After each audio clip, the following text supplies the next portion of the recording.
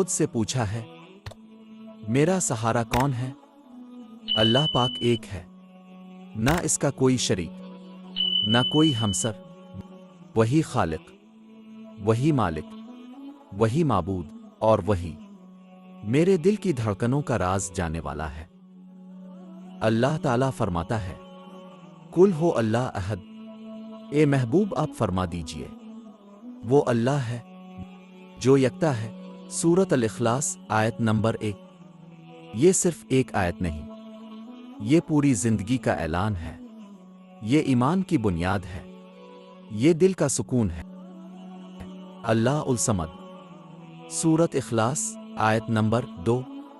اللہ سب سے بے نیاز ہے، ہم سب اس کے محتاج ہیں۔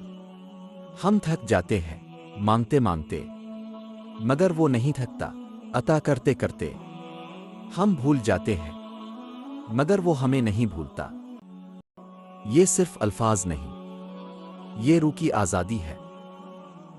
جب دل میں عہد بس جائے اور انسان مضبوط ہو جاتا ہے، کیونکہ اسے معلوم ہوتا ہے میرا رب ایک ہے اور وہی کافی ہے۔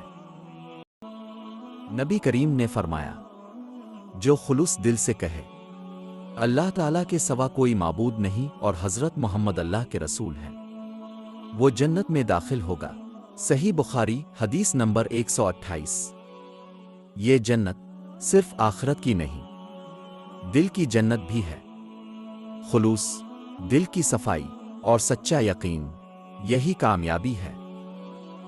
صوفی کہتے ہیں جب تک دل میں غیر کی محبت غالب ہے تب تک بے چینی ہے۔ جب دل میں صرف اللہ بس جائے تو ہر لمحہ عبادت بن جاتا ہے، ہر سانس ذکر بن جاتا ہے اور ہر آنسو نور بن جاتا ہے۔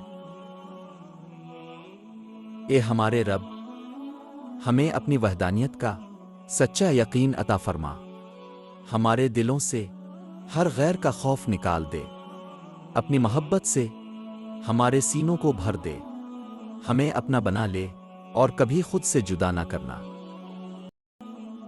اگر یہ بات آپ کے دل کو چھو گئی ہو، اگر آپ چاہتے ہیں کہ آپ کی زندگی میں بھی سکون، یقین اور نور آئے، تو صوفی سول اردو کے ساتھ چلیں۔